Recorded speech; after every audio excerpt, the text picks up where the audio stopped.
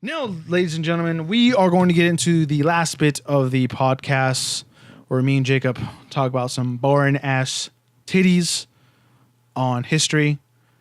I don't want to say the S word because I feel like Okay. titties are better than poop. So Okay. got to make it enticing a little bit. We are going to talk about this week in history from January 10th to what? Wednesday, January 16th. Oh, okay. Thursday, January 10th through Wednesday, January 16th. Are you ready? Shall we dance in history this week? Sure. No, you say. Never mind. I didn't understand what you were going for there. Yeah, I was. I'm sorry. Sorry. Let's go. Let's keep going. All right. January 10th, 1920, the Treaty of Versailles goes into effect. Obviously, the Treaty of Versailles is what ended World War I. Depending on who you ask, may have been what also kind of started World War II. At least that was Germany's opinion, that the Treaty of Versailles was oppressive, basically, of Germany and its ability to like function as a nation. Maybe you shouldn't try to conquer the world, and that won't happen to you. Maybe you shouldn't get so butthurt when someone kills your prince, bruh. That was definitely Austria, but that's okay. I know, but still, like that's the reason why they got into the war, though. Yeah, but it wasn't a German prince that was killed. I know, but still, you still got a little butthurt. It was an archduke, by the way, not a prince. Okay, oh Just saying. my god, it's the same thing. January 11th, 1757. We're going way back here. Alexander Hamilton is born. He was the first Secretary of the Treasury.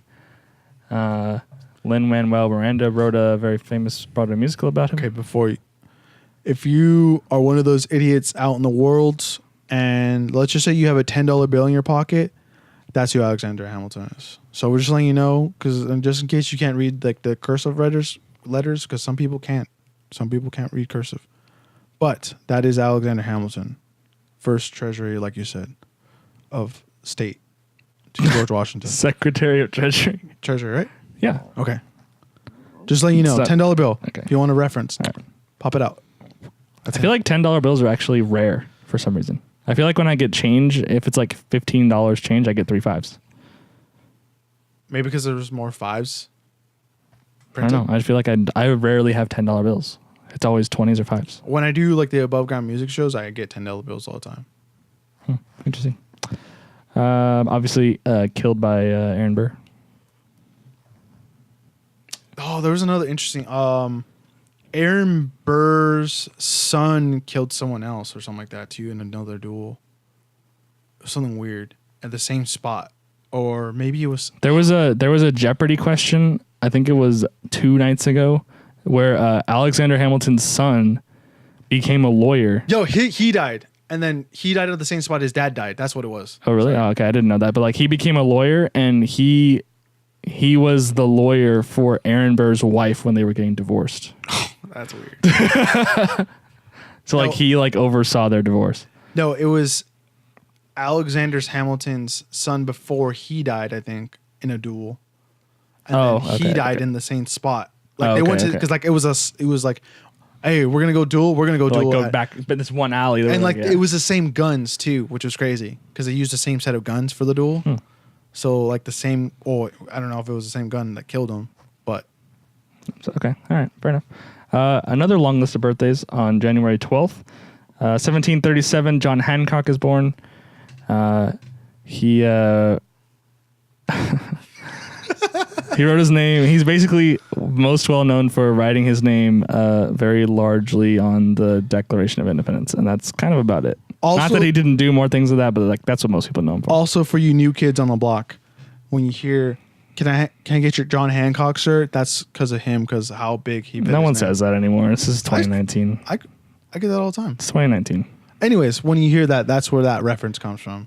Sure. If you hear that, run, because it's someone's like from the past. Someone's time traveled from the past. No one uses that phrase anymore. I'm just okay. You don't have to be a dick. January 12th, 1876. If I could read, Jack London is born. He wrote Call of the Wild and White Fang. I think right, both of those, 2 very famous novels, among other things. Call of the Wild. I heard of White Fang, but I've never heard of Call of the Wild. I think I read like half of White Fang. It's basically like Dances with Wolves, right? I guess. Because like he tames like a wolf. That's right. And he goes, Yeah. like, best friends, and they start. Yeah. Okay. Yikes. Okay. And then the werewolf was born. No, I was kidding. Yeah. But yeah. That's cool. Then I have two radio personalities here, kind of on opposite sides of the aisle. Here, Howard Stern. That is one of them. Any guesses on the other one? Opposite spectrum. Opposite sides of the aisle. No, I can't think of anyone. Okay. January 12th. I'll do the Howard Stern one first. January 12th, 1954 is Howard Stern's birthday. Obviously, like one of the most prominent radio personalities like that there has ever been. Basically, I would say.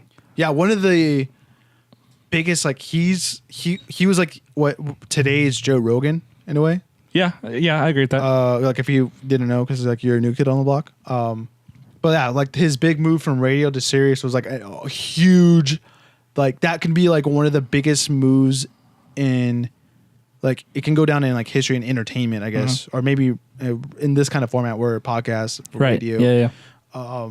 Because like it moved everyone, and he was like podcasting before podcasts were a thing. Yeah, that too. Like and then he helped out my brother because like he spent money on Sirius XM, and then he moved and he was like, oh great, this is awesome. Yeah. But yeah.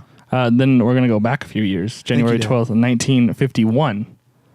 Any last guesses for who this could 1951. be? Born in 1951. And he's another radio personality? Right.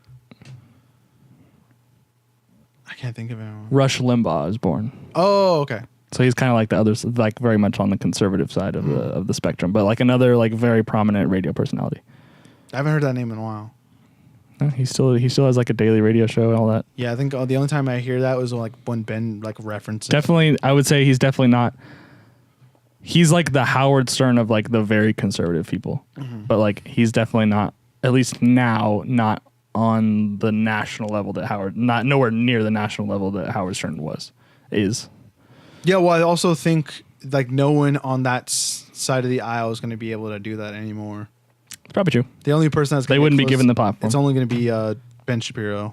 Maybe. Probably. Yeah. January 13th, 1846.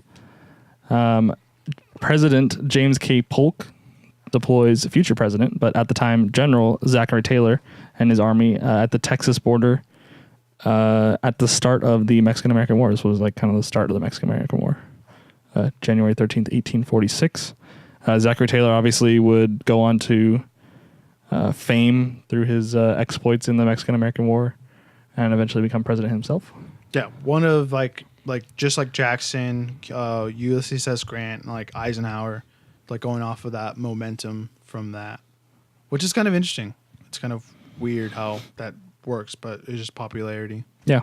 January 13th, 1923, a good like 10 years before Hitler was even in office, but Hitler publicly denounces the Weimar Republic.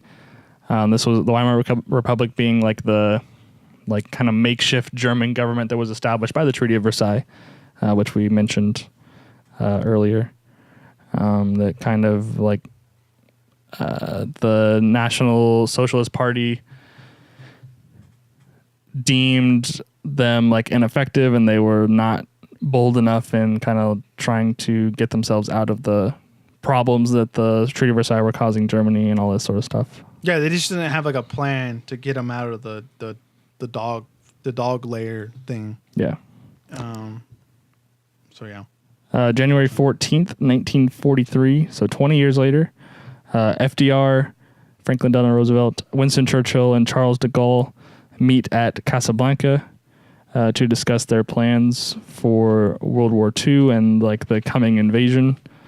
Obviously, Charles de Gaulle representing what was left of France, like free France, because basically like France had already been conquered, obviously, for years at this point, and surrendered, and like Vichy France was under occupation and all that sort of stuff. So, but yeah, they're getting ready for that. I guess it still won't be for another like 18 months, but like starting to hash out like what the kind of the grand strategy is for defeating the Germans. January 14th, 2004, the Republic of Georgia restores the 5-cross flag after 500 years of disuse. And there was a particular reason why I added this one in, and I wrote this like 3 weeks ago and I forgot. So there you go. So it's like it's Yeah, I know what you're talking about. okay. You know what the flag looks like? Yeah. So there you go. It had something to do with like some sort of oppression that they were under, that they like couldn't use it. Yeah, because they've been under like occupation for a long time by different parts of or different empires. Yeah. Like the Turkish Ottoman Empire, obviously Soviet Russia, maybe even like the Persians probably ran that for a little bit because Armenia was right there too. Yeah, but I mean, I remember playing like Empire Total War, like that was like the flag I knew Georgia by, and I was like, oh, this is still their playing flag, but maybe at the time they were wearing a different flag or something like that. Yeah. I don't know. January 15th, 1929. A lot of birthdays in this week in history. 1929 is Martin Luther King Jr.'s birthday. Obviously, one of the most famous people in American history for his role in the civil rights movement. He was assassinated in Nashville? That could be wrong. I forget where he was killed. It was like outside of a hotel. Yeah, he was doing like a speech on like the hotel like balcony. Yeah. I think oh man, that was like a decade ago now. Holy crap. Like where his shooter actually died in prison. I forgot. Oh, really? Yeah. Oh, I didn't know that. He Okay. passed away like a good minute ago now. Speaking of assassinations, January 15th, 1976, a woman named Sarah Jane Moore is sentenced to life in prison for an attempted assassination on Gerald Ford. And then wasn't she part of Charles Manson's like gang? I have no clue. I know I think it was her actually, maybe, because she talked about how like there's a revolution coming after this, because like Charles Manson's crazy dude. I'm not sure. I don't know. But yeah, there was one of his like groupies had an actual assassination attempt on either it was Ford or Carter. So that might have been her. Okay. January 15th, 1992, Slovenia and Croatia are internationally recognized for the first time as independent from the Socialist Federal Republic of Yugoslavia. So it's kind of like the beginning of the end for Yugoslavia, and like right around the time of like the fall of the Soviet Union. Yeah, and then that sparked like their little civil war down there. They've been like constantly fighting like all the time. Yeah, I know, but I meant like the part where American eyes really saw it for like the first time. Yeah. And like where I think what's that? A really good movie to like kind of help you understand it was Behind Enemy Lines with Owen Wilson. Mm-hmm. You're literally there. Owen Wilson and Gene Hackman. Yes. So like if you wanted like a quick you want to watch an action movie about it, there's that, and then also you can read up on it too. January 16th, our final day in This Week in History. January 16th, 1920, the League of Nations holds its inaugural meeting in Paris, France. I guess they kind of lasted until almost World War II, the League of Nations, but Woodrow Wilson's brainchild that he then decided not to put the U.S. in with, but kind of like definitely the precursor to what would become the United Nations after the war. And then our final point for this week, January 16th, 1991, Operation Desert Storm begins after Iraq fails to withdraw from Kuwait before the UN issued deadline. So they were given, I think, like a week or something like that to like pull all their troops out of Kuwait, and failed to do so, and that's what sparked George H.W. Bush to take action against, or like he had like at least international support behind like taking military action against the Iraqis. Criticism for not going all the way, like later on, and then even some people at the time, like not too many people. But yeah, it was like the 100-hour war or something like that. Yeah. So, and it was just pushing the Iraqis out of Kuwait. So, is that it? It is it. That has been it.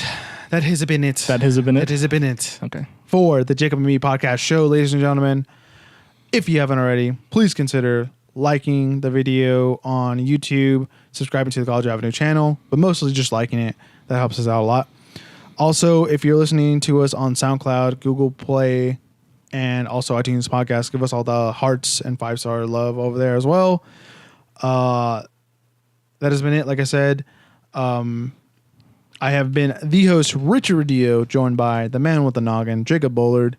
We shall see you guys in the next episode or whatever of this. Or whatever. Of this. And yeah, bye. Nanu.